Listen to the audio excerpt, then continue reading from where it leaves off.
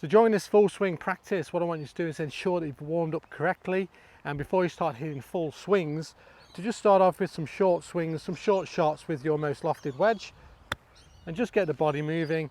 And you could spend maybe 10 or 15 balls just with your wedge, just loosening up and gradually making the swing a bit larger. And then we're going to work up your bag. Then I might go to the 9-iron and start to ease in some slightly longer swings there, and just get the body moving and just get to a point where you're fully warmed up before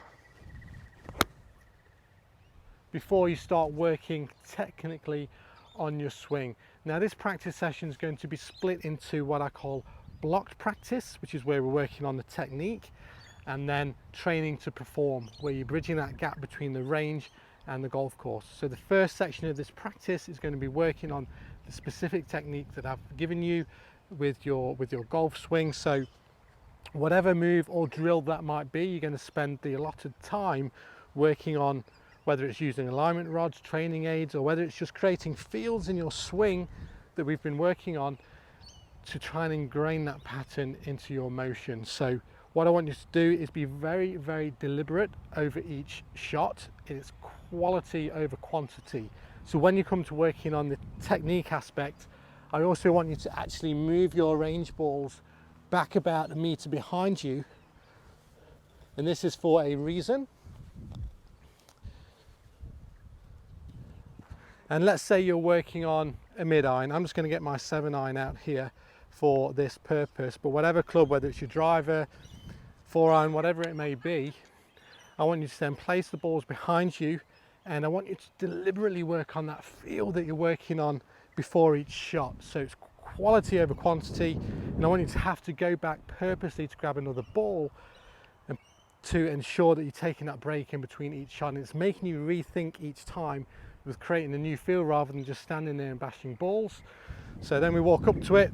So for me, this feeling might be getting the club a little bit more on the inside, so I'll work on that feel, then I'll come into my shot and try and bring that feel into the swing. So now I'm going to walk back, grab another golf ball, and then go through those motions again. So it's a very deliberate, blocked practice that we're going to do there. Once you've done that for the allotted time, then I want to give you a pressure test. So now what we're going to do, let's say we're working on a mid-iron pressure test. I want you to grab your mid-irons, maybe your 6, 7 and 8 iron, and we're going to now create a target out on the driving range that's about 10% of the distance that you hit that club. So let's say you hit the 7-iron 150 meters. What I want you to do is picture the 15 meter, which is 10% of 150, 15 meter target in which you're going to call your fairway or your scoring zone.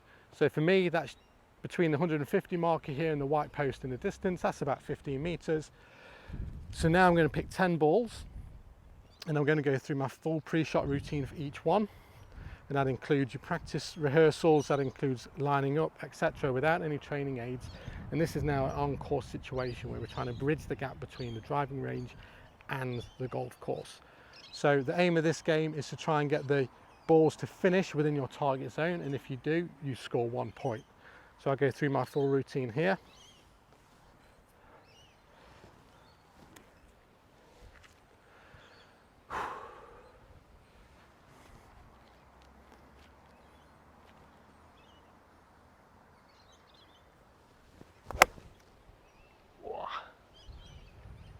And that wasn't a very good swing, so I wouldn't have scored anything for that one.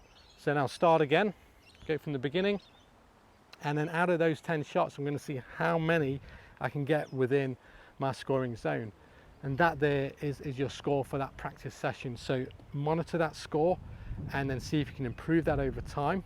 But this is just a great way to, rather than just hit balls, to really focus on what it is you're trying to achieve and put yourself under that little bit of extra pressure on the practice range to simulate what you might start to feel out on the golf course. So once you finish that, ensure that you do some little cool down shots, so then you can work back down the bag and then finish then on your wedges, and you'll be finishing off just with a couple of shots there just to cool down. and then that'll end your full swing session. So do that for the allotted time you've been given, and that's just a great way to practice your full